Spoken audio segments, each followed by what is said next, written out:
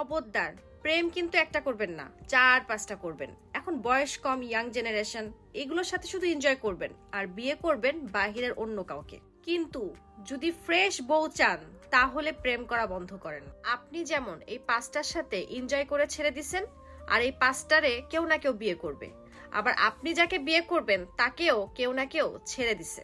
আপনি যেমন অন্যের ছেড়ে দেওয়াকে বিয়ে করবেন, ঠিক তেমনি অন্য কেউ আপনার ছেড়ে দেওয়াকে বিয়ে করবে।